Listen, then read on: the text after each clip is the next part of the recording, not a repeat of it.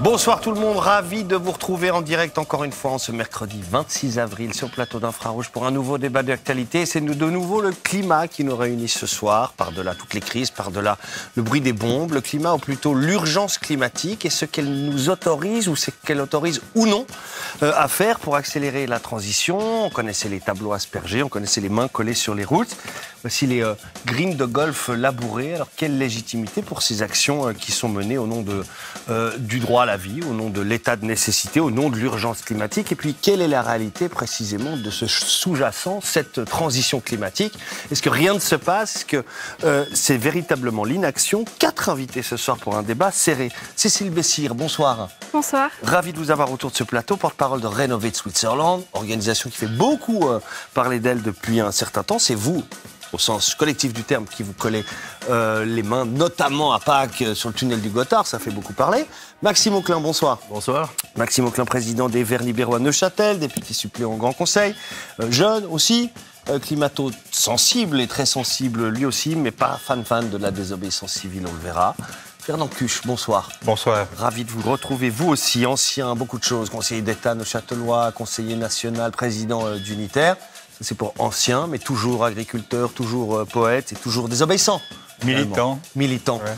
Et animé d'une flamme intérieure, on en parlait avant de prendre l'antenne. Et enfin, Philippe Nantermo, bonsoir. Bonsoir. Vice-président du PLR Suisse, conseiller national valaisan, quasiment invité ce soir par Renovate, puisqu'ils ont fait de vous le faiseur de chaos climatique numéro 2 dans une campagne qui a été lancée ce week-end sur les réseaux. Alors, climat à la fin, justifie-t-elle les moyens? Bienvenue dans Infrarouge. Ah, ça s'est arrêté de manière abrupte, cette petite musique, vous avez remarqué? Quoique, elle fait encore quelques soubresauts. Cécile Bessire, soyons sérieux, merci mille fois d'être avec nous, je le disais. Porte-parole, une des, puisque vous n'aimez pas tellement personnaliser, ce qui est propre aussi aux organisations comme les vôtres de Renovate Switzerland. Vous faites beaucoup parler, je l'ai dit, mais c'est un autre mouvement qui a fait beaucoup parler encore plus ces derniers temps, autour des golfs, Payerne, Lausanne, Genève, les grondements des terres. On ne sait pas si c'est vraiment eux tout le long ou seulement une partie. En tout cas, ils ne sont pas là ce soir parce qu'ils sont anonymes. Comment vous les accueillez? Vous les soutenez? Vous ne les soutenez pas? C'est un peu la question difficile, mais... Alors moi, ce que je soutiens, c'est qu'on agisse face à l'urgence climatique. Parce que ce que je constate actuellement, c'est que il n'y a pas assez de choses qui se passent. C'est évident. Mais il y a agir et agir. Il y a agir comme vous le faites. Renovate Switzerland. On veut accélérer la rénovation du patrimoine bâti, en l'occurrence. Puis il y a les actions comme celle sur les greens de golf, qui se passent la nuit, de manière anonyme. Voilà. Est-ce que je vous pose la question, vous dites, peu importe, il faut qu'on agisse, ou vous dites, il y a peut-être quelques différences dont il faut qu'on parle? Alors, moi, j'ai décidé d'agir à visage découvert. Je vais m'asseoir sur la route, je vais me coller sur la route. J'ai pas honte de le faire, j'ai pas envie de me cacher, parce que je pense que les préoccupations que je partage, elles sont pas honteuses. Elles sont pas honteuses, elles sont similaires aux préoccupations de tous mes concitoyens et mes concitoyennes. En fait, moi, j'ai peur pour mon futur, j'ai peur pour ma sécurité, j'ai peur pour ma famille, pour mes amis, pour les enfants que j'aurai peut-être un jour. Et puis ça, je le partage avec j'imagine, toutes les personnes qui sont ici. Et pour ces raisons-là, je pense que je peux être là ce soir et puis discuter, parce que le but de telles actions, c'est aussi de pouvoir avoir ces discussions ensemble, entre nous. Voilà, on est dans une urgence et je crois que c'est un secret pour personne. Et on est en danger, nos familles sont en danger. Qu'est-ce qu'on va faire? Et je suis super contente de pouvoir en discuter ce soir. Maxime Auclin, au-delà des déclarations et des parfois musclées des uns et des autres, qui viendront peut-être ce soir, j'en sais rien, mais il y a une certaine bienveillance par rapport à ces actions, même quand elles sont parfois radicales, parce qu'on a bien compris que parler de terrorisme, il y a des analogies qui sont parfois difficiles. Ça marche, on a envie de dire, au moins. Enfin, vous êtes Vert libéral, vous regardez tout ça, on en parle beaucoup, c'est des actions qui fonctionnent sur le plan de la com. C'est-à-dire, je pense que, effectivement, comme on a la discussion ce soir ici avec une porte-parole de Renovate Switzerland, je pense que le message est en tout cas passé. En tout cas, de la manière dont la façon dont on conçoit la politique, en tout cas pour nous aux Verts libéraux, c'est plutôt à l'intérieur du système. On a l'impression que c'est là où on peut faire bouger les choses. On a l'impression que c'est le milieu politique feutré, surtout au niveau fédéral, est peut-être hermétique à certaines considérations ou certaines revendications, notamment au niveau du climat. Donc ça, vous entendez quand même. C'est une concession que vous êtes en train de faire. Les revendications, j'entends tout à fait. Après, bien entendu, la façon de faire, on n'est pas forcément totalement aligné, hein, bien sûr, parce que les actions illégales, à mon avis, doivent quand même rester illégales. Il y a un contexte au niveau du pays. Sinon, c'est l'anarchie. C'est pas forcément ce qui est désirable. On a un contexte politique, enfin tout le cadre qui constitue en fait notre façon d'organiser la société. Et à notre avis, là justement, pour faire en sorte que notre société aille mieux et vers le mieux. Mais par contre, effectivement, sur la méthode, nous, depuis l'intérieur, il semble que ça soit plus efficace. On pense effectivement... C'est toute la question. La question à la fin, c'est l'efficacité. Effectivement, je dirais, en tout cas pour ce que je fais à mon niveau, hein, au niveau cantonal et éventuellement au niveau communal pour les personnes que je fréquente, il y a énormément de marge de manœuvre, l'air de rien, sur un tas de petits trucs. Je prendrais par exemple la ville de Neuchâtel, peut-être que vous avez vu dans la presse cette semaine. Ça a peut-être l'air de rien, mais ça bouge petit bout par petit bout. Les serres de la ville de Neuchâtel sont désormais totalement bio. On peut aussi considérer qu'il y a un certain nombre de choses qui ont été mises en place, notamment par notre élu vert libéral. Au niveau des comptes individuels de chauffage, là on parle typiquement de bâtiments, c'est clairement des actions au niveau local qui peuvent avoir un grand impact, où on ne fait pas nécessairement pas de la coercition, je ne veux pas aller jusque-là, mais en tout cas on n'embête pas. Alors embêter est peut-être vraiment un peu gentil. Oui, des pires ont été utilisés. Des pires ont été utilisés, mais bien sûr... Notamment par votre voisin, par exemple. Certainement, dans ce cas-là, on a l'impression qu'il y a quand même moyen d'avoir un impact, quand bien même on a certainement l'impression que ça va très lentement, et on partage aussi complètement cet avis-là. On est aussi passablement frustré des fois de voir comment ça se passe au niveau politique. Mais on pense qu'en ayant les bonnes personnes aux bons endroits, puis en bon nombre, hein, c'est surtout la question, au niveau des institutions, on arrive à faire bouger les choses. Ben voilà, deux visions du combat qui sont bien posées. Philippe Nanterme, Fernand Cuchon va vous entendre, mais avant de vous entendre, je vous propose, si vous êtes d'accord, un petit retour sur ces différentes actions qui ont fait parler d'elle et sur les questions qu'elle nous pose. C'est le brief de Christophe Siron.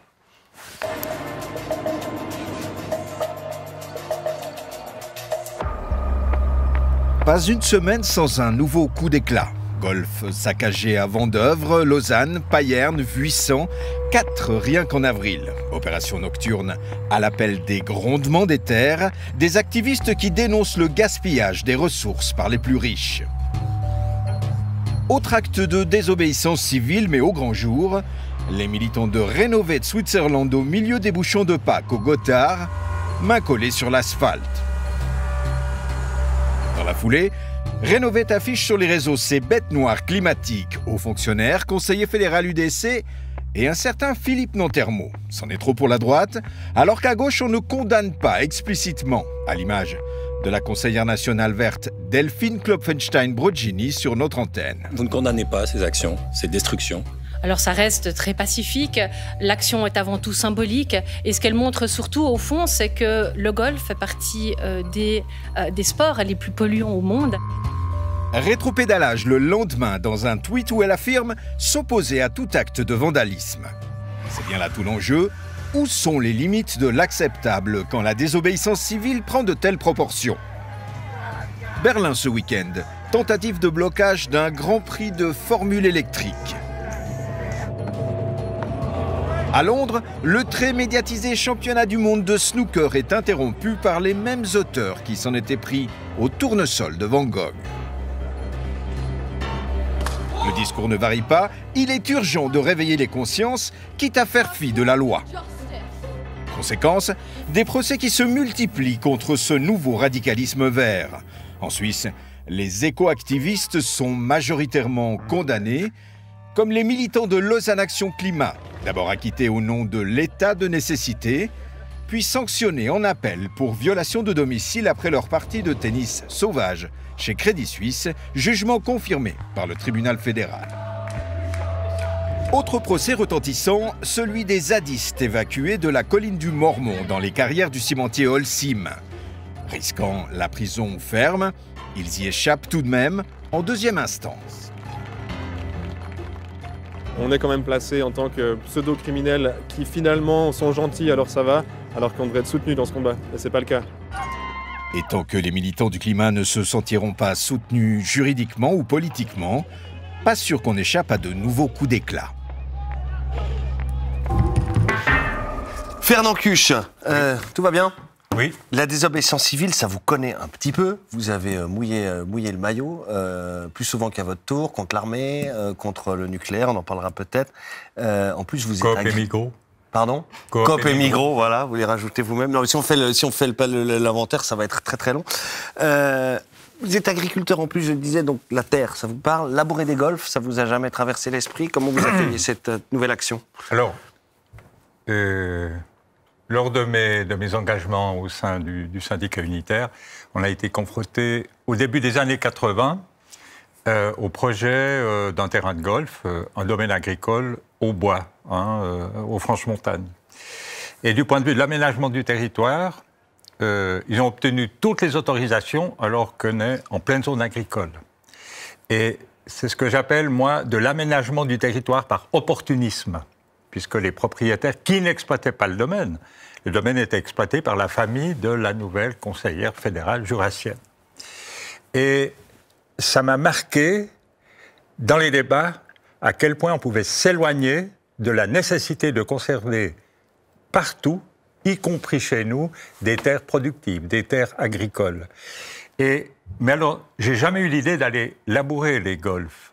Dans les interventions que j'ai faites, que j'ai organisées, j'étais toujours à visage découvert. C'est ça qui vous dérange? Là, vous avez un souci avec le fait de ne pas y aller à visage découvert, c'est quelque chose qui me dérange. Mais j'ai compris pourquoi, au contact des manifestantes et des manifestants que j'ai rencontrés, notamment Grondement des Terres, que je suis régulièrement. J'étais avec eux hier soir, dans une commission de travail. Ils craignent la réponse. Pas sur un green de golf, dans une commission de travail. Sinon, c'est une information, Fernand, que je parle. Pardon? Non, je disais pas sur un green de golf, vous étiez dans une réunion de travail. Une salle, oui. J'ai compris, en les écoutant, en leur posant des questions, que ce qui est nouveau aussi, c'est que c'est le système répressif qui se met en place. Et quand vous avez 18, 20, 25 ans, vous n'avez pas envie de vous retrouver avec des peines pécuniaires, ça s'irait encore, mais peut-être un casier judiciaire. Et ils craignent cet aspect-là. De mon temps, quand on y allait, certes de façon ouverte, pas du tout anonyme, il existait des procédures. J'ai été condamné plusieurs fois, mais c'était des peines légères. Et je me souviens, il y avait un côté bon enfant, c'est ça que vous nous dites? Où le président du tribunal, qui est devenu conseiller d'État, M. Ribaud, sur Neuchâtel, il s'est exprimé en disant « L'action des militants paysans unitaires, elle est légitime. Et PLR. Mais du point de vue droit, je dois vous condamner.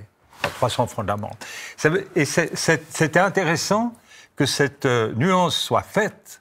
Puis j'aimerais préciser aussi que les manifestations illégales, il en existe depuis des décennies. Il y en a eu 2 qui ont marqué la Suisse. C'est en Valais, avec l'émeute de Saxon en 1953, peut-être que ça te dit quelque chose, où ils ont bloqué... T'es pas encore né quand même en 53. Les routes, etc. Tu peux lire l'histoire, non? Ouais, non, mais ça a été une action extraordinaire qui a beaucoup impressionné, parfaitement illégale. Puis il y en a eu une deuxième, c'est la fabrique d'aluminium à Chipis et à Martigny.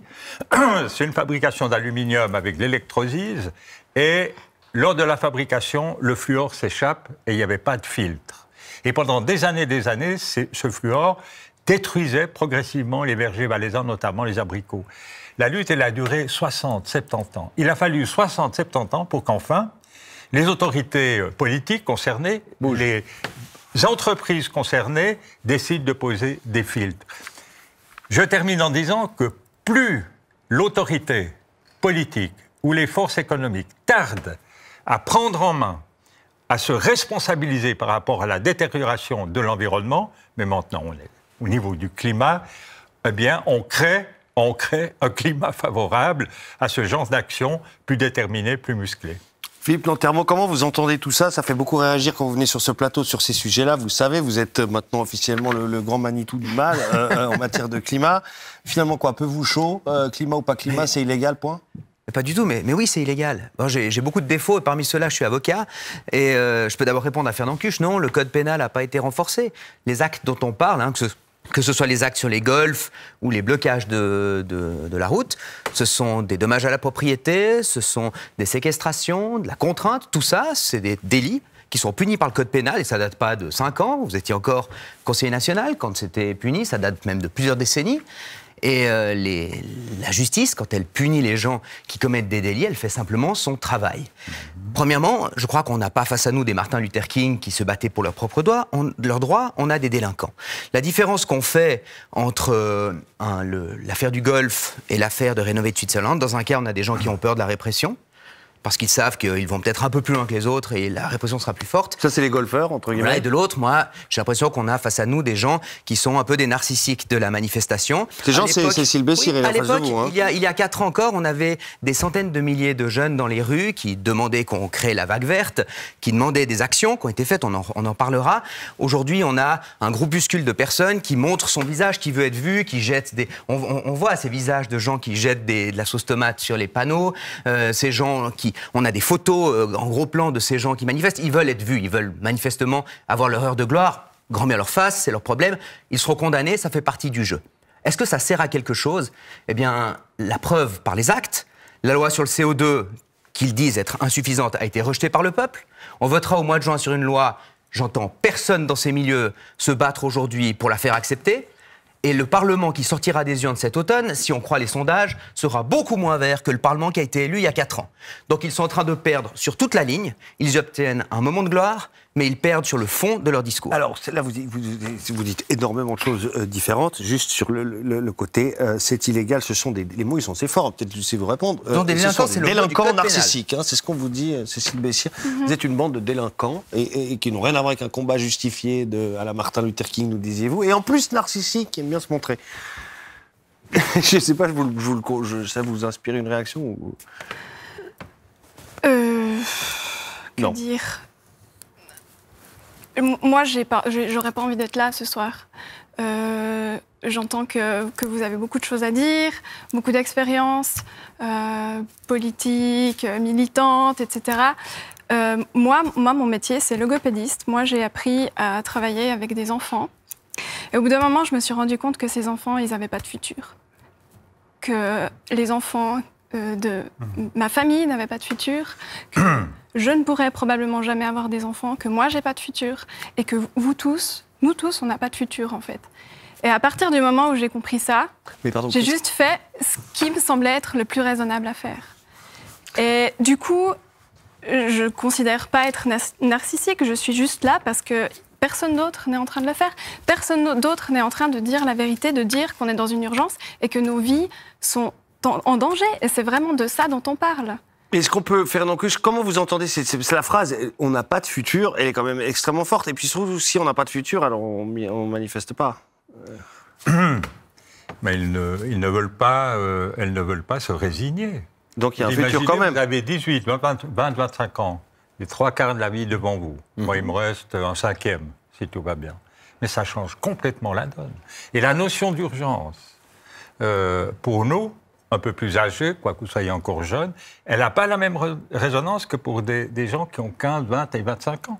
Et lorsque vous parlez avec ces jeunes, puis qu'on dépasse, Philippe, cette réaction comme un petit peu primaire, de les caractériser comme des gens dangereux, quasi malhonnêtes, etc. C'est ce que fait Darmanin, le ministre de l'Intérieur en France. Et pendant ce temps-là, et on a passé 5 minutes entre nous, et moi j'aimerais bien qu'on continue pas comme ça, à s'envoyer, si possible, éviter les péter les uns et l'autre, parce que quand on fait ça, on n'est pas au cœur de la problématique. Et moi, j'aimerais bien t'entendre sur quelle urgence. Est-ce que tu ressens cette urgence par rapport au climat, quand le Tessin est déjà sec, quand en Espagne, il manque déjà d'eau à la fin avril, quand la plaine du Pô est à sec, et c'est comme s'il y avait... Quand je t'entends, c'est comme s'il n'y avait pas d'urgence. C'est pas vrai. Excusez-moi, alors, dis-moi, mais c'est pas du tout ce que j'ai dit. Ben, la preuve, on vient de faire une loi que j'ai votée. J'ai voté la loi CO2 il y a 2 ans. On a soutenu ces projets. Aujourd'hui, aucun de ces projets n'est accepté. Et je vois malheureusement pas les gens qui prônent l'urgence s'engager pour ces projets, ni il y a 2 ans, ni pour le mois de juin.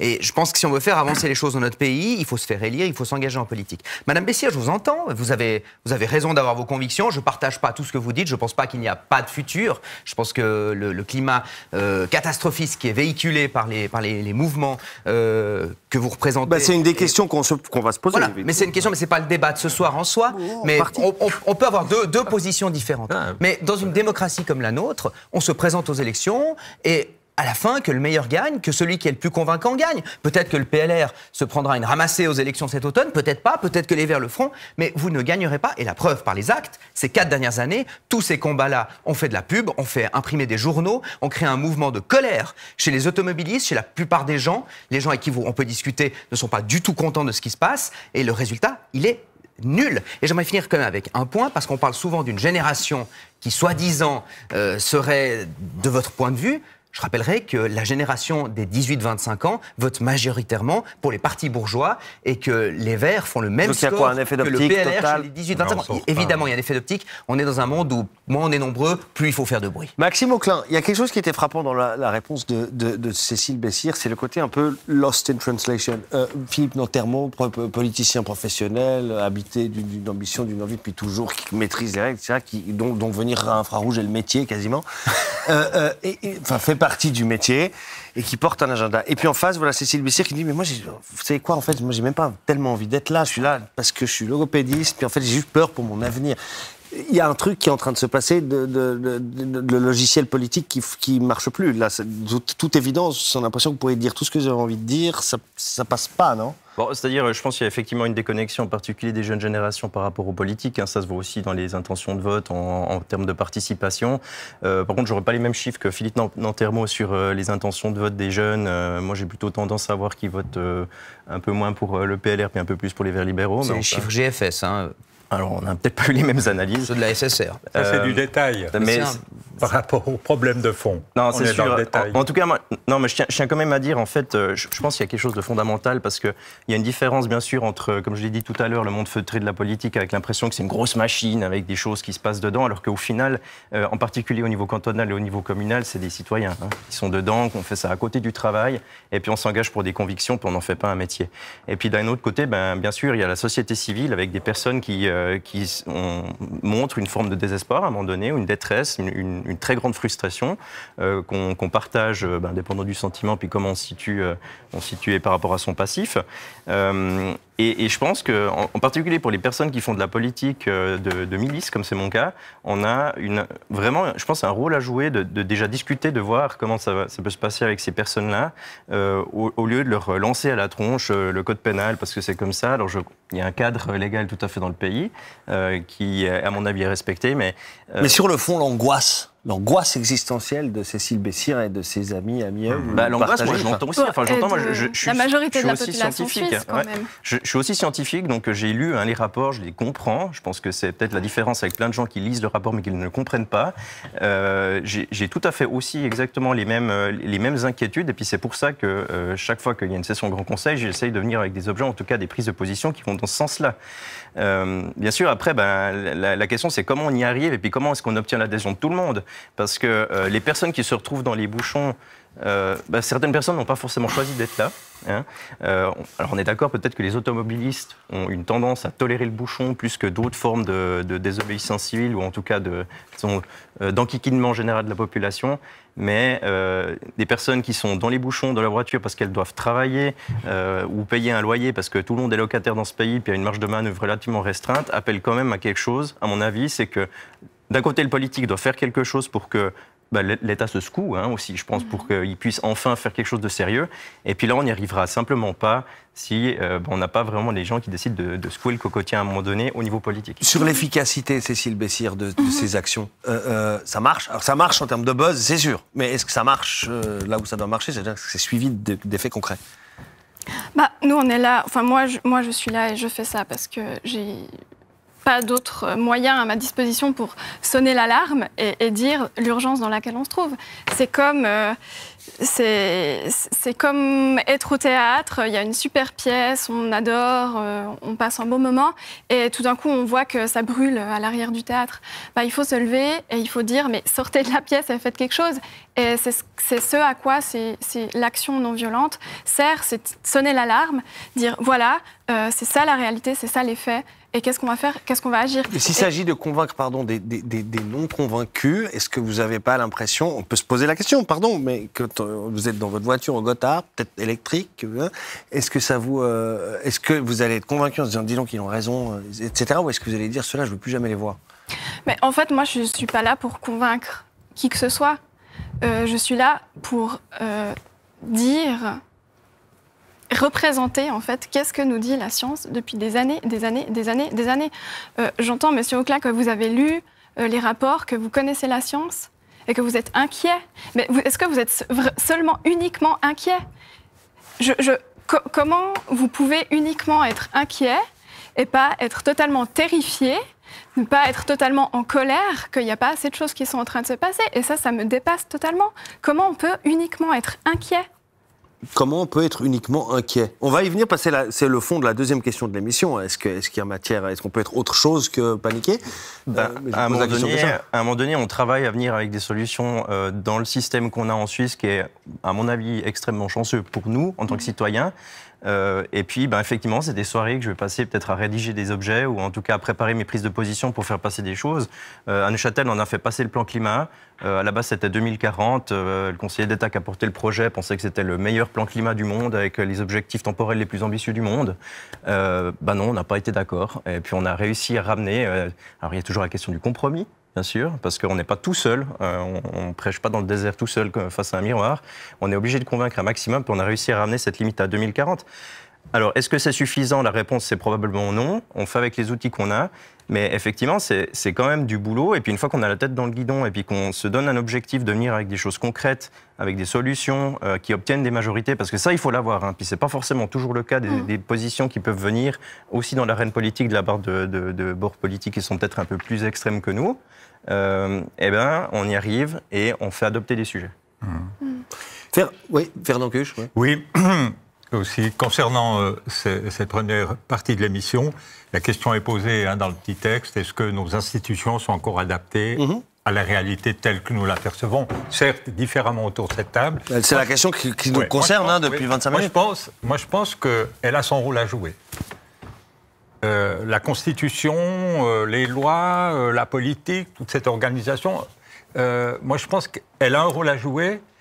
Et puis, comme c'est quand même relativement lent, compte tenu de ce qu'on a entendu, moi ça me paraît tout à fait normal qu'il y ait des jeunes qui disent les choses différemment, de façon plus déterminée. Ça nous choque parce qu'on n'a pas l'habitude dans ce pays.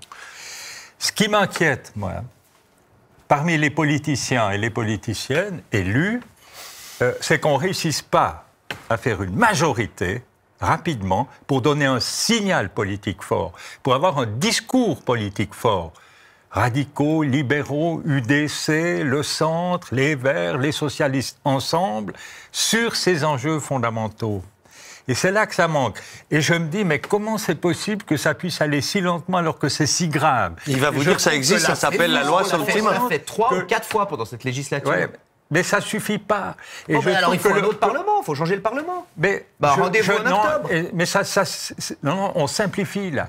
La question n'est plus à ce niveau-là. La question, que faut-il pour que les citoyennes et les citoyens, élus ou non élus, mesurent la gravité de la situation? Et elle est grave au point qu'on n'a peut-être pas envie de savoir, puis qu'on fait un peu l'autruche, puis qu'on relativise, puis qu'on essaye de se raccorder et puis de se raccrocher à quelques branches qui tiennent encore.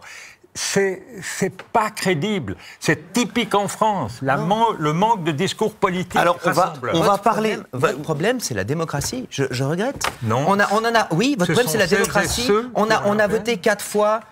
Entre la loi climat, le contre-projet à l'initiative CO2, les lois sur les panneaux solaires l'année passée, tout ce qu'on a fait, on a voté plusieurs fois des objets relatifs à la transition énergétique. On l'a fait au Parlement. Il y a des référendums à gauche, à droite, il y en a qui ont été acceptés, il y en a qui ont été refusés. On a fait le boulot. Mais ce que vous n'acceptez pas, c'est que toute la population n'a pas les mêmes préoccupations que vous. Ça, c'est un fait. Cet objectif-là. Oui. Les primes d'assurance maladie, la question du crédit suisse, la question du chômage, la question de la pénurie de main-d'œuvre, les relations avec l'Union européenne. On peut en faire, on peut faire toute la liste. La population ne se réveille pas tous les matins, chaque citoyen du pays ne se lève pas tous les matins en se disant « no future ». Alors oui, j'entends que Mme Bessir, c'est sa préoccupation numéro 1, c'est son droit. Mais dans une démocratie, on n'est pas seul. On ne vit pas dans un monde d'enfants gâtés où quand on nous dit non, eh bien, le monde doit changer. Non, on doit s'adapter au monde dans lequel on vit. Moi, tous les jours, quand je siège au Parlement, j'ai des objets sur lesquels je perds. Et ma foi, c'est la vie, je ne vais pas me coller les mains, je dois vivre avec ça. Et je dois m'adapter au fait que je suis dans un monde où je ne suis pas systématiquement majoritaire, je suis même la plupart du temps minoritaire avec un parti qui pèse 15%. Et ce qui est invraisemblable, laissez-moi terminer quand même. Ce qui est invraisemblable dans ce discours-là, c'est que ça fait 4 ans qu'on n'a jamais eu des partis verts aussi forts que ça à Berne, un discours écologiste aussi fort, qu'on a agi autant dans ce sens-là.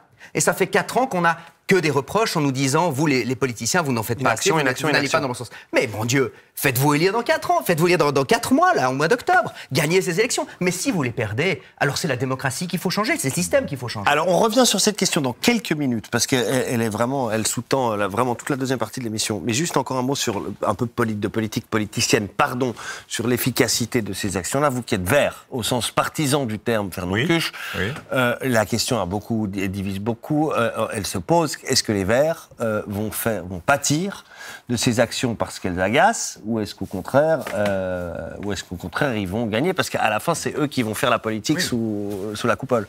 Bon.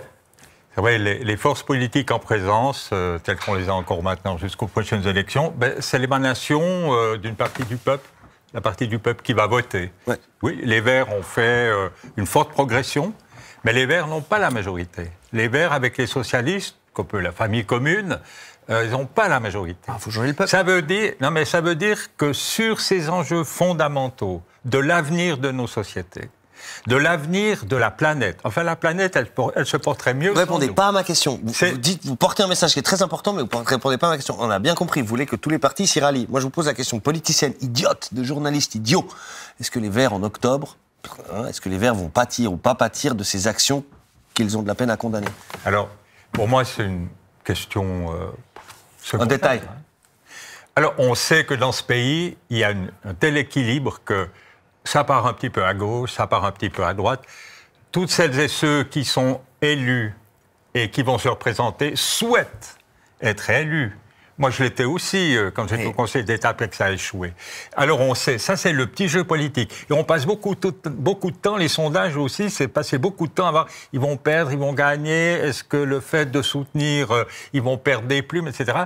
Quand on parle de ça, on ne parle pas du fond du problème, qui est la menace. Les menaces du dérèglement climatique. Rapidement, Philippe, c'est pas sérieux. Dans une démocratie, vous ne pouvez pas dire que vous n'avez pas d'intérêt pour le résultat d'une élection, alors que vous dites que vous avez une préoccupation pour un sujet. Si les Verts se cassent la figure cet automne, c'est une catastrophe pour les préoccupations qui sont les vôtres. Non, si parce que vous allez prendre le relais. Mais non. Les gens allez prendre le relais. Parce que vous êtes conscient de la problématique. Mais parce que vous refusez l'idée qu'il puisse y avoir un débat sur ces sujets. Si. Vous considérez que sur ces sujets-là, vous avez raison envers et contre tout, et que si on n'est pas d'accord avec vous, c'est qu'on se trompe et qu'on doit nous imposer vos visions par la force. Pour clore la partie politicienne et qui dure encore 5 secondes, vous buvez du petit lait chez les Verts Libres en disant tout ça c'est bon pour nous, ça? Disons qu'on voit effectivement depuis 4 ans qu'on est en progression constante à peu près partout dans le pays, donc on peut porter le message, la manière de porter le message probablement fait plus d'émule chez nous à l'heure actuelle que chez peut-être les Verts dans certains cantons, peut-être que d'autres formations politiques, le PLR aussi, par exemple dans d'autres cantons. Donc c'est sûr, nous on a une méthode différente, on a des messages et puis un fond, disons, idéologique sur l'écologie politique qui est certainement basé sur les mêmes faits, les mêmes constats. Après la méthode, elle est probablement différente et on voit que ça semble marcher. Alors, je vous l'ai promis, maintenant on va venir à la question de fond, à la question qui sous-tend tous ces combats qui sont menés au nom de la lutte contre le dérèglement climatique, qui ne fait plus débat, je crois, le dérèglement climatique pour personne, et c'est peut-être une bonne nouvelle pour tout le monde, mais c'est la transition qui doit s'opérer. Où est-ce qu'elle en est vraiment? Eh bien, c'est la question longue de Jean-Marc Hélène. Bonsoir Jimbo. Bonsoir Alexis, bonsoir tout le monde. Bonsoir. Comment allez-vous? Vous voilà à nouveau taraudé de retour sur ce plateau. Mais figurez-vous que l'énergie propre progresse peut-être un petit peu plus vite que ce qu'on le pense. C'est pas moi qui le dis, c'est Fatih Birol, le patron de l'Agence internationale de l'énergie. Il a d'ailleurs fait une tribune dans le Financial Times il y a quelques jours. Là autour, il explique un petit peu sa pensée. Il donne surtout quelques exemples pour illustrer le fait que ça progresse plus vite. Il parle par exemple des véhicules électriques. Il y a 2 ans, la vente de véhicules électriques, c'était 5% dans le marché mondial. Aujourd'hui, 2 ans plus tard, c'est 15%. C'est quand même une progression qui est assez spectaculaire. Il parle aussi de l'évolution du nombre de pompes à chaleur. Il parle aussi surtout des panneaux solaires qui ont une progression exponentielle. Absolument. Ces 2 dernières années, ça allait tellement vite que ça se calque sur les prévisions les plus optimistes de cette fameuse Agence internationale de l'énergie. Tout ça, ça a une conséquence évidemment sur les émissions de CO2. C'est quand même un peu le nerf de la guerre. Et cette agence nous annonce le pic, le fameux pic des émissions de CO2 pour la fin de la décennie. Certains sont même un peu plus optimistes, comme un cabinet de conseil norvégien indépendant qui, on le voit sur le graphique, annonce ce pic pour 2025 déjà. Ça veut dire qu'après 2025, les émissions vont commencer à diminuer au niveau mondial. Alors, la tendance, elle est aussi un peu la même si on plonge le nez dans les investissements, plus 31% d'investissements au niveau mondial dans les énergies vertes l'année passée. Aujourd'hui, les investissements dans les énergies vertes, ils sont arrivés au même stade, voire même ils ont peut-être même dépassé, selon les sources qu'on prend, le niveau des investissements dans les énergies fossiles. Alors, je ne suis pas en train de vous expliquer que c'est bon, la transition énergétique... C'est vrai, le job n'est pas complètement fait, non ? Je ne crois pas non plus. Okay. Non. Mais quand même, ça donne une tendance, ça donne une dynamique. Et ma question, elle est pour vous, Cécile Bessire. Est-ce que, en vertu de tout ça, on peut encore justifier des actions de désobéissance civile en vertu d'un certain immobilisme politique? Est-ce que, finalement, la prise de conscience, elle n'a pas déjà eu lieu maintenant? La machine n'est pas lancée? Non, je pense de toute façon pas suffisamment. Actuellement, la politique climatique de la Suisse, elle est totalement insuffisante. Si tous les pays du monde avaient la même politique climatique qu'en Suisse, on va vers un réchauffement global de 3 degrés. D'accord ? Si on veut limiter le réchauffement climatique à 1,5 degré, comme ça a été fixé en 2015 avec les accords de Paris, on devrait réduire nos émissions de CO2 de 10% par année. 10% par année. Certains nous disent 7. Si on veut 10 ou 7%, c'est égal. C'est énorme, mais c'est en tout cas pas ce qui se passe maintenant. Et ça, c'est une demi-chance de limiter le réchauffement à 1,5 degré. Une demi-chance d'éviter la catastrophe, la destruction de tout ce qui nous est cher, de tout ce qu'on aime vraiment. Et c'est pas ce qui est en train de se passer. Donc, avoir cette discussion ici, maintenant, pour moi, ça fait pas de sens parce qu'on sait qu'on est dans l'urgence, on sait qu'il y a les chiffres, les faits, ils sont là. Bah donc ça fait du sens de l'avoir, parce que si on ne l'a pas, alors on ne fait rien. Plutôt que de l'avoir, on agit, quoi. Pourquoi on est encore en train de se poser la question si ça se passe assez vite ou pas? C'est évident. C'est un peu la question qui compte, non? Savoir si ça se passe vite ou pas. On sait que ça se passe pas. Mais la Suisse a réduit ses émissions de CO2 depuis le début des années 90. La Suisse réduit ses émissions de CO2 et ça s'amplifie encore ces dernières années. Mais de 10% par année? Oui, ça s'amplifie année après année. Depuis 10 ans, maintenant, on réduit même nos émissions globales, y compris les émissions importées, ce qui ne font pas partie de l'accord de Paris. On parle que des émissions nationales, celles qui sont produites par la Suisse, et on les réduit depuis 30 ans. Donc la Suisse réduit ses émissions de CO2, comme d'ailleurs tous les pays développés. Il n'y a plus que les pays anciennement du tiers-monde, mais qui n'en font plus partie. Mais c'est quoi votre pari à vous? C'est la lecture très optimiste qu'on pourrait faire des chiffres de Jean-Marc en disant que ça va se faire tout seul? Je ne peux pas vous dire si on va y arriver en 2050, en 2055 ou en 2045. Je n'ai pas les compétences pour vous le dire. Et ça, c'est de la futurologie qui tient sur rien. Par contre, il y a un trend très clair, c'est que tous les États du monde font des efforts, les États développés le font le plus, les États un peu moins développés le font un peu moins, mais tout le monde va dans ce sens-là, c'est une évidence. Et les pays les plus développés, dont la Suisse, ont déjà un trend qui va vers une réduction massive de leurs émissions de gaz à effet de serre. Il y a quelques années, on émettait 50 millions de tonnes par année de gaz à effet de serre, on est à 38 tonnes en Suisse. Donc on a quand même une réduction de quasiment un quart en 10 ans. C'est énorme. Et on va continuer à aller dans ce trend-là. Et la loi que nous voterons au mois de juin vise le zéro net au milieu du siècle. Vous achetez, vous, l'idée de l'inaction, de l'immobilisme, Fernand Cuche, où vous dites c'est faux aussi de parler d'inaction, il se passe quelque chose? Parce qu'il y a un côté très désespérant à l'inaction. Oui, non, mais les chiffres que vous avez donnés, les évaluations qui sont faites, moi je les reconnais, hein, fort heureusement. Non, mais heureusement, hein, c'est le dernier moment de se bouger aussi, puis que les milieux économiques, là où il y a le gras hein, pour investir, comprennent enfin qu'il faut changer d'objectif et que les énergies fossiles, pour faire du blé, entre guillemets, c'est fini d'ici 10 ou 15 ans. Ils ont encore le bon réflexe d'investir là où il faut pour faire de l'argent demain. Ça, c'est important, j'aimerais qu'on y revienne, parce que les marchés, ce sera peut-être un effet... Ce qui me laisse songeur, c'est que le modèle économique dominant qu'on a depuis 40, 50, 60 ans, depuis le lendemain de la guerre, il y a eu une prospérité extraordinaire. On a eu des innovations extraordinaires, des allègements des tâches de travail régulières magnifiques. Les machines à laver, les machines à traire, les machines à sortir le fumier, tout ça, les chantiers, tout ça. Et on était complètement subjugués par cette prospérité et cette innovation, cette modernité. On constate que ce modèle-là, qui court après le profit, qui impose ses objectifs, porte en lui des gènes de destruction importants. C'est le constat que nous faisons aujourd'hui sur l'épuisement des ressources, sur l'épuisement des gens, sur le manque d'eau, sur le manque de terre qui va se faire sentir. Donc, je dis ça pour dire, attention, si on repart comme avant, et puis qu'on ne reste pas plus critique à l'égard du progrès et des sollicitations du progrès, il ne faudrait pas se retrouver de nouveau dans une situation... Je vous donne un dernier exemple pour illustrer ça, qu'on pourrait encore faire plus. Je prends l'agriculture. Aujourd'hui encore, dans ce pays, pour produire 1 calorie de denrées alimentaires, il faut entre 7 et 12 calories pétrole. Et avant, ça ne bougera pas sur le fond en matière de politique agricole avant 2030, selon les dernières décisions qui ont été prises au Parlement. Je trouve ça navrant. Bon, alors qu'on a les moyens d'accélérer la manœuvre. Monsieur Cuche, voilà. Rapidement, Philippe Lanterron, puis j'aimerais entendre Maxime Auclin. Oui, mais il y a quand même juste une chose. Vous dites, il ne faut pas repartir comme avant. Mais on ne s'est jamais arrêté. Si on a une réduction des émissions de gaz à effet de serre au niveau européen, dans tous les pays développés, c'est parce qu'on ne s'est jamais arrêté de prospérer.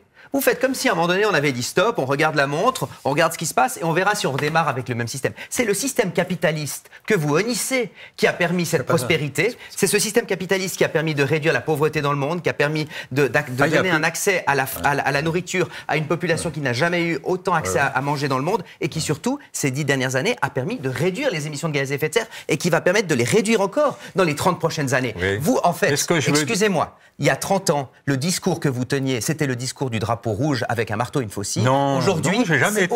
Il n'a pas été communiste. Je ne dis pas que c'est vous qui teniez. Ce discours-là, c'était un discours anticapitaliste il y a 30 ans. Aujourd'hui, c'est le discours de Greenpeace, mais le but est toujours le même, c'est de casser le système qui a fait le succès de notre pays. Et ce succès-là, on le voit dans les chiffres. C'est un peu ce qu'il vous dit. Il vous dit ce système-là, il porte en lui des germes destructifs. Il faut l'arrêter. Il dit il ne faut pas continuer comme nous avons fait jusqu'ici. Au contraire, c'est parce qu'on a continué comme on a fait jusqu'ici qu'on a ces excellentes nouvelles, et on les entend depuis des années. Ça ne résout pas le problème. Hein. Ça va le résoudre. Ça le résoudra. Parce que jusqu'ici, on n'a rien trouvé de mieux pour le résoudre. Et si on revenait 10 ans en arrière, on émettrait plus de CO2 qu'on en émet aujourd'hui. Disons que ça illustre une dynamique. Maxime Auclin, quand on voit les plans d'investissement de l'Union européenne, 600 milliards sur 10 ans, les États-Unis, c'est la même chose, 370 milliards jusqu'en 2032, c'est de nature à vous rassurer un peu ça, ou là aussi, c'est pas suffisant? J'espère bien, ça donne l'impression quand même qu'il y a des ensembles politiques sur cette planète qui décident de mettre enfin les bouchées doubles pour faire quelque chose. Alors, est-ce que c'est assez? Je pense que toujours pas, effectivement. Mais ils le font. Par contre, en Suisse, peu importe ce qu'on dit, gargariser sur ce qui se passe aux chambres fédérales, on n'en fait toujours pas assez. Hein. Je pense que les classements au niveau international... on est passé derrière les États-Unis, apparemment. Voilà, donc je pense que c'est quand même assez problématique. Voilà, par rapport au sujet, je pense que Fernand Cuche a apporté quelque chose d'intéressant, c'est qu'on peut effectivement, et on doit questionner. Après, est-ce qu'on renverse la table et puis on décide de tout mettre par terre? Je pense que c'est effectivement pas non plus la solution. C'est pas ce que j'ai dit. Hein. Donc, la question qui est fondamentale dans l'histoire, parce que selon ce que vous dites par rapport à l'énergie qu'il faut pour produire une calorie de nourriture, on a deux choix. C'est soit produire cette énergie de manière plus verte, soit de mettre beaucoup plus de gens au travail de la terre comme ça se faisait avant, parce qu'au final, les personnes qui travaillaient puis qui passaient la charrue peut-être à la main ou sur des chevaux, c'était des calories qui étaient dépensées puis qui n'étaient pas du pétrole. Donc non, moi je m'inscris un peu en faux quand même sur cette thématique-là. On pense effectivement que les investissements, l'innovation peut participer dans une certaine mesure à la transition. On ne va pas se baser sur absolument que ça ne va pas être possible. Il y aura de la sobriété à trouver. La question de la prospérité à tout va... bien sûr qu'on le souhaite, c'est intéressant, mais à un moment donné, est-ce qu'il y aura des limites? Il y en aura. Et ces limites, c'est bien... C'est une question philosophique. La prospérité, le bien vivre, il faut redéfinir ces notions. Et nous avons épuisé la planète liée à un système qui a incité à consommer. Mais qui a aussi permis, de se développer, de vivre plus longtemps. Mais en même temps, comme je le disais avant, comme vous l'avez dit vous-même, c'est porteur d'une destruction de ce qui permet aux habitants de cette planète de pouvoir durer.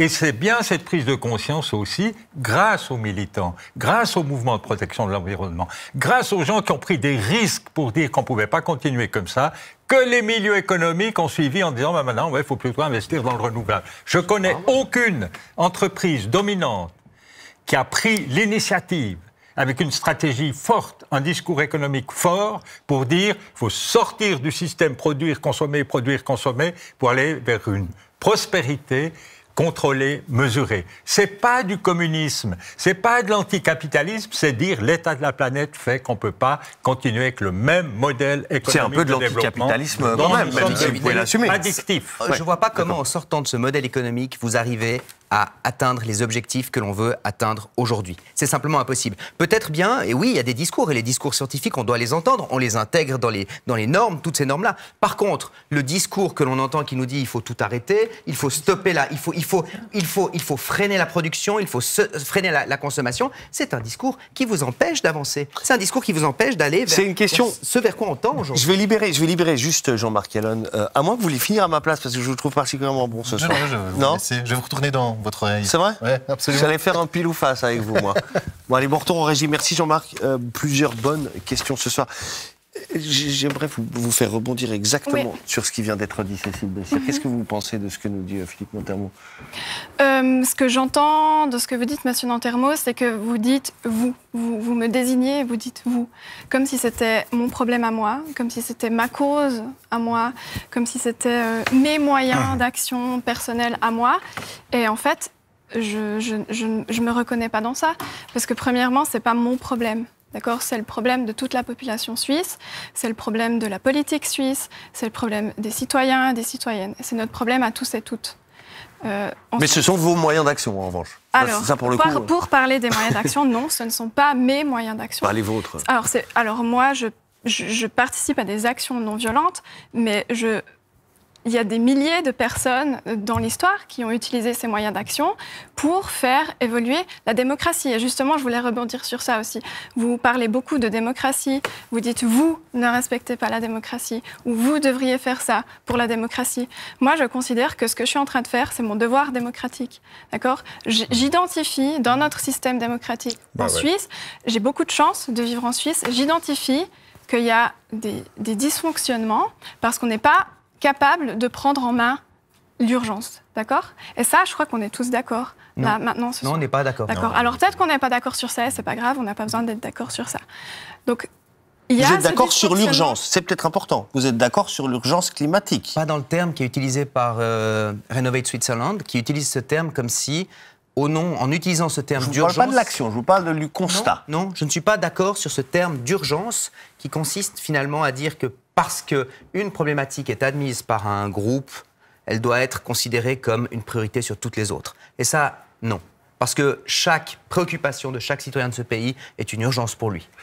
Que ce soit celle d'Extinction Rebellion, de Renovate Switzerland, ou celle des associations de patients, d'une personne qui a un diabète, d'une personne qui a un enfant malade, ou d'une personne qui perd son travail.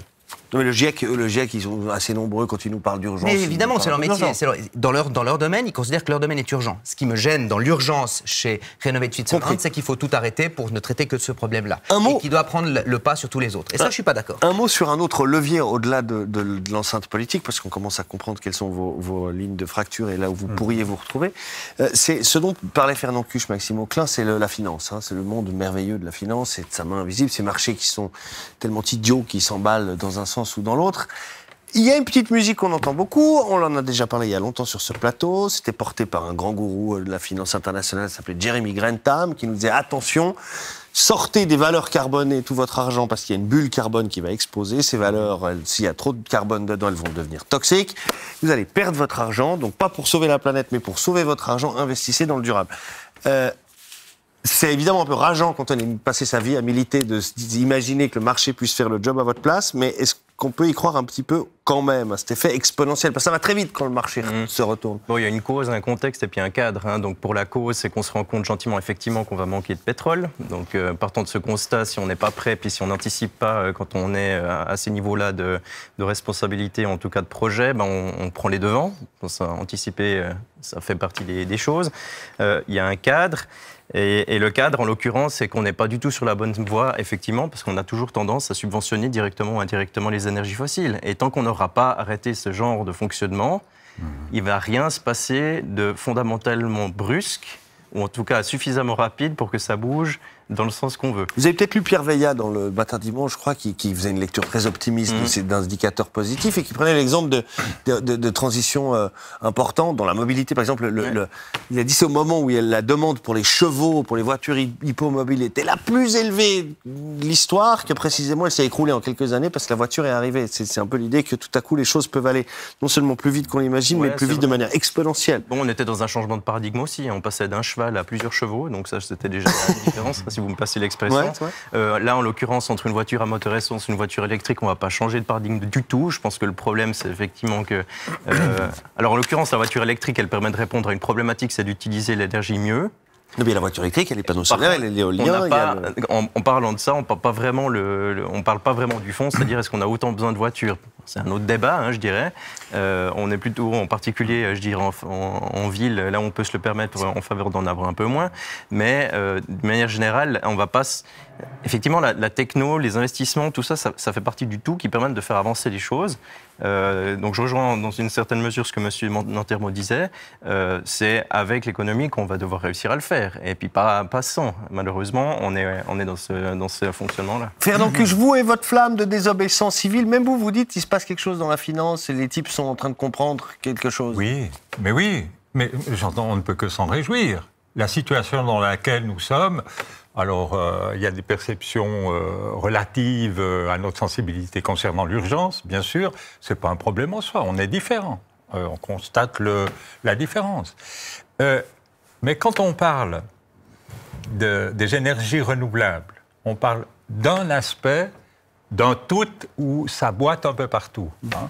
Moi, je trouve que c'est bien. On peut, pour la mobilité, avoir plutôt des voitures électriques que des voitures et des moteurs à explosion par rapport à la problématique du dérèglement climatique, c'est un bon départ. C'est très bien.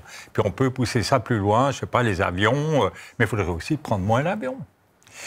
Et ce qui me frappe, c'est que dans ce qu'on entend maintenant, sur les enjeux essentiels de l'avenir, vitaux, et on n'aime pas revenir comme ça aux fondamentaux, eh bien, les terres arables, les terres productives, l'eau manque. Et le phénomène va s'amplifier.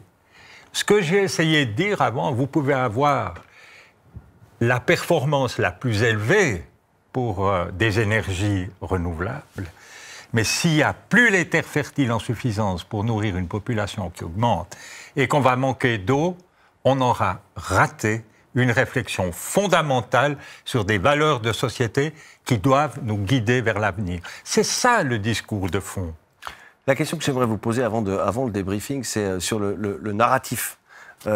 Quel narratif est-ce qu'il faut développer quand on veut sauver la planète? On a beaucoup aujourd'hui, ça a beaucoup été jusqu'à aujourd'hui un narratif de rupture, de délai. On nous dit, il vous reste 1 an, il vous reste 2 ans, il vous reste 3 ans. C'est chaque fois. Puis voilà, le narratif, il s'est affaibli à mesure que les délais étaient dépassés, puis qu'on était toujours en vie. Est-ce que ça reste le bon narratif, ce narratif de la rupture, ou est-ce qu'il y a ou est-ce qu'il y a un autre qui est peut-être un peu conclu d'ailleurs dans Renovate, c'est qu'on n'est plus dans la rupture, on est dans la rénovation, donc dans la continuité de quelque chose. Je vous pose la question à vous, Cécile Bessir. C'est quoi la bonne manière de raconter l'histoire, quoi? C'est de dire que ça va être dur, mais qu'on va le faire. On va le faire ensemble, on va discuter comme on le fait ce soir. On va écouter ce que nous dit la science, on va prendre en compte les solutions qui sont déjà là, qui sont proposées, et on va se mettre au travail. Est-ce qu'il ne faut pas laisser un crédit à tous ces adversaires que vous avez trouvés sur votre route, vous, Philippe Nantervaux, le PLR, que les lignes ont énormément bougé, que si vous regardiez ce débat il y a 10 ans et que vous écoutiez, vous disiez mais qui est cet écolo qui sommeille en moi, j'ai envie de voir le verre à moitié plein. Il y aura des consensus, les choses ont bougé de manière dingue, et il y a peut-être un petit hommage à rendre à vos adversaires. Non ? Bien volontiers. Et je crois que, non, mais je crois qu'avec le temps, sur tous les sujets, on a des positions qui évoluent parce que les choses changent, parce que les points de vue scientifiques évoluent aussi. Et mon point de vue sur les questions climatiques ont aussi évolué en 10 ans. Ça fait 20 ans que je fais de la politique, mon point de vue a aussi changé. Par contre, moi, j'ai un point de vue différent, c'est que je suis convaincu qu'on va vers le mieux, que le monde va vers le mieux, que ces 50 dernières années, l'humanité a fait des progrès qu'elle n'a jamais fait de toute son histoire. Et si je devais choisir une époque dans toute l'histoire de l'humanité dans laquelle j'aimerais vivre, ce serait probablement 2023. C'est l'époque où les gens ont le plus accès à la nourriture, ont le plus accès à l'éducation, où on a le plus accès à la santé. Alors on peut discuter d'une période très particulière avec l'Ukraine et ce genre de choses, mais globalement, l'époque dans laquelle on vit, c'est l'époque des plus grands progrès de l'histoire. Et réfléchissez, en termes de droits humains, de droits des femmes, de tous les droits, vous n'avez rien de mieux que la société démocratique libérale dans laquelle on vit aujourd'hui en Suisse pour le progrès humain. Oui. Non, mais on est d'accord en tout cas sur un point, c'est que les valeurs démocratiques, je les partage pleinement, le respect de l'intégrité personnelle, les libertés d'association, d'expression, de se mettre ensemble pour dire les choses, de mener des actions, ça c'est des valeurs fondamentales pour que l'évolution se fasse. Où je ne suis pas du tout d'accord, ou pas complètement d'accord avec toi, c'est quand tu dis 2023, c'est comme si on entrait dans l'année extraordinaire où tout le monde va manger, tout le monde aura à boire, tout le monde aura de la nourriture. C'était mieux mais quand on prend... Ça pourrait être un bon sujet d'émission, on ne voit rien vite. C'était mieux avant, point d'interrogation. Ou qu'on prend l'Amérique centrale ou l'Amérique du Sud, en dehors des confirmés, la situation... Elle stagne, je dirais même qu'elle régresse. C'est pas vrai, il y a 5 ans, messieurs, je vous interromps, malheureusement. C'est la première fois de l'émission que je le fais, d'ailleurs, et ça tombe bien, c'est la fin, mais on vous réinvitera, c'est une bonne question. Ça nous rassure, vous êtes en train de vous poser, mais il nous faut débriefer. Avec qui est-ce qu'on débriefe? On débriefe avec Adriana Stimoli. Bonsoir Adriana. Bonsoir Alexis. Comment ça va? Tout le monde, ça va très bien, et vous? Mais ça va bien, je me demande juste si vous allez débriefer ou désobéir ce soir. Et si je faisais un peu des deux? Ouais, ça allez, vous va? feu, Non, blague à part, j'aimerais vous parler d'une chose, la désobéissance civile dans l'histoire, parce que la désobéissance civile, eh bien, c'est pas nouveau. Hein. Ouais. On se rappelle des manifestations antinucléaires à Kaiserhaus. Fernand Kusch, je vous vois sourire parce que vous y étiez. Séquence nostalgie. Séquence nostalgie. Parce qu'au cours de votre carrière politique, Fernand Kusch, vous en avez fait des actions chocs. On ne parle pas toujours de désobéissance civile au sens strict du terme, mais quand même, regardons ensemble cet extrait tiré du téléjournal. C'était en 1996. Ouh là là. Ils n'étaient pas invités et pourtant ils sont venus, et en nombre, environ 300, principalement des romans. Ils sont entrés sans difficulté au département des finances. Ils voulaient tout simplement rencontrer les gens qui fixent à Berne les prix de la viande. Une opération commando signée Fernand Kusch, le leader des petits paysans. En face, les membres de l'ACBV, la coopérative pour l'approvisionnement des viandes, sont sous le choc. Ils n'ont pas eu d'autre choix que d'écouter les paysans. Fernand Kusch, vous vous rappelez de comment ça avait fini, oui. cette action? Oui, je me souviens très bien. Bon voilà, on a eu on a trouvé le filon pour pouvoir rentrer... Et après, on s'est dit, bon, on va tous se faire arrêter à la sortie. Nous sommes dans le palais fédéral, hein. À l'État, oui. C'est l'aile. Quand on arrive au palais fédéral, c'était l'aile droite, où il y a, en dessus, il y avait M. Villiger, qui était aux finances, puis en bas, il y avait la Réunion. On s'est dit, on va tous se faire arrêter, identité. identifié, et puis, ben voilà, quoi, on va être condamné. Non, mais on entre dans le palais fédéral. À 60, etc. Tu es le suspense. Alors, qu'est-ce qui se passe? On sort, aucun contrôle, aucune suite judiciaire, rien. Je veux dire par là qu'entre maintenant et cette période-là, 96, le combat, vous l'aviez gagné? Le fait de dénoncer tout ça, ça a changé. Et le combat, vous l'avez gagné. Vous avez obtenu ce que vous vouliez. Exactement. Ouais. Ils vous ont entendu, ils ont entendu vos réclamations. Oui. Et ça, c'est fort quand même. Je me tourne vers vous, Philippe Montermo. Cet exemple-là, mais aussi la centrale nucléaire de Kaiserhaus qui ne verra jamais le jour, est-ce que ce n'est pas la preuve que des actions choc, que la désobéissance civile, ça peut quand même marcher, ça fait bouger les lignes? Je pense que des actions choc peuvent faire bouger les lignes. Oui, je pense que des manifestations peuvent être entendues. Je pense que les manifestations de 2019, avant les élections fédérales, ont fait bouger les lignes. Le Parlement qui s'en est suivi était beaucoup plus vert, à mon grand regret, évidemment, mais bon, c'est pas l'histoire. Ça a fait bouger les lignes, bien sûr. Ensuite, vous avez désobéissance civile et vous avez des actes de vandalisme, comme c'est le cas dans les golfs. Vous avez des actes qui sont des actes délinquants, comme c'est le cas aujourd'hui de Renovate Switzerland, qui ne servent plus à rien. À mon avis, il n'y a même plus de message derrière, on ne dit même plus ce qu'on veut faire. Et je pense que c'est l'inverse, ça crispe les lignes et ça aura l'effet exactement inverse. C'est ce que vous avez dit aussi ce soir. Alors justement, sur les lignes, elles ne sont pas toujours claires. La désobéissance civile, on ne sait pas toujours où elle s'arrête et où commence l'écoterrorisme. Alors c'est un mot fort, mais moi j'aimerais vous rappeler une anecdote. Enfin, c'est plus qu'une anecdote, c'est un épisode marquant. Est-ce que vous saviez qu'à quelques kilomètres de Genève, en France voisine, on a connu un épisode extrêmement fort d'écoterrorisme? C'était la nuit du 18 janvier 1982. Chaim Nissim, militant antinucléaire, tire au bazooka 5 roquettes sur le chantier d'un surgénérateur nucléaire à Crémalville. Oui, c'est quand même marquant. Si 2 roquettes touchent la structure, le cœur du réacteur, il reste intact. Sinon, on ne serait pas là. Peut-être pas. Enfin, vous, oui, parce que vous êtes né après, mais moi, je ne serais pas là. Et aucun blessé a déclaré, quand même, c'est important de le dire. 3 ans plus tard, en 1985, Chaim Nissim sera élu au Grand Conseil genevois, sous la bannière des Verts, parce qu'ils n'en savaient rien. Et oui, Chaim Nissim gardera le secret sur cet acte jusqu'en 2003. Il se confie alors et regardez ce qu'il disait à nos collègues de Mise au Point. La violence n'est jamais justifiable quand elle touche des gens. Elle peut quelquefois être justifiable dans certaines circonstances bien précises quand ça concerne des choses. Fernand Kusch, Chaim Nissim, il fait cette distinction que beaucoup font entre la violence envers les choses et la violence envers les gens. Cette distinction, est-ce qu'elle n'est pas quand même dangereuse? Est-ce qu'elle ne permet pas en fait des actes radicaux? Très rapidement, malheureusement. Je ne fais pas de distinction. J'ai le respect des personnes, j'ai le respect des biens. Chaque fois que nous sommes intervenus, je le répétais aux paysannes et aux paysans qui étaient avec moi, on est respectueux des personnes et des biens. Et je suis toujours sur cette ligne. Donc c'est pas la même que Chaim Nissim? Non, c'est pas la même. Clairement. D'autant plus qu'ils ont utilisé quand même une arme. Moi, je suis objecteur de conscience, les paysans ça aurait été un comble. Et l'armée. Voilà, j'ai fait 3 mois de tôle, c'est de la désobéissance civile. Il a fallu 30 ans, 40 ans, puis des milliers de citoyens refusent l'armée pour enfin avoir un service civil. Ça allait très très longtemps. Et c'est pour ça que je dis différentes expressions, différentes pressions pour faire avancer.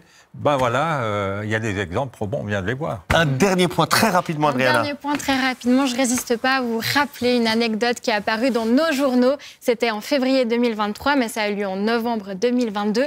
2 jeunes activistes allemands de Letzte Generation, à la place de se rendre à leur procès, parce qu'eux aussi s'étaient collés les mains sur le bitume, ils sont partis en avion à Bali. Alors, on est dans le cliché, ça a déchaîné les tensions, ça a déchaîné une série d'arguments sur Twitter. Mais quand même, au-delà de ça, Cécile Bessir, est-ce qu'on ne touche pas là du doigt une certaine contradiction alors d'une jeunesse qui fait beaucoup, qui milite et qui en demande beaucoup à la population et au gouvernement, mais qui en demande peut-être moins ou alors qui est moins cohérente avec elle-même? Moi, je trouve grave, en fait, qu'on demande des compte à des jeunes qui se battent pour leur futur, leur avenir, qu'on leur demande d'être parfaits, qu'on leur demande de se justifier. C'est pas le sujet, quoi. Voilà, bon, on pourrait penser que c'est le sujet, mais on demande de se justifier pour... Voilà, l'exemplarité de justifier pour leur vie personnelle, leur vie privée. etc. Mais c'est ce que vous demandez de faire aux automobilistes sur la route. On demande à la politique de rendre des comptes aux citoyens et aux citoyennes suisses parce qu'ils ne sont pas en train de les protéger face à l'urgence climatique. Alors, moi, c'est ça, en fait, la vraie question que j'ai envie qu'on pose. Parfaitement clair. J'ai dépassé un petit peu, désolé. Non, mais vous êtes allé au bout, je crois. Ou alors vous aviez encore... Fini. Non, c'est tout. Bon, merci Adriana. Merci 1000 fois à tous. Merci à vous chez vous. C'est fini. On se retrouve la semaine prochaine, un petit peu plus tard que d'habitude. On sera à 21h45, je crois. De quoi parlerons-nous?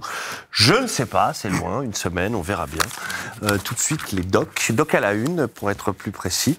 À la semaine prochaine, donc. Excellente soirée sur la RTS ou ailleurs. Bye bye.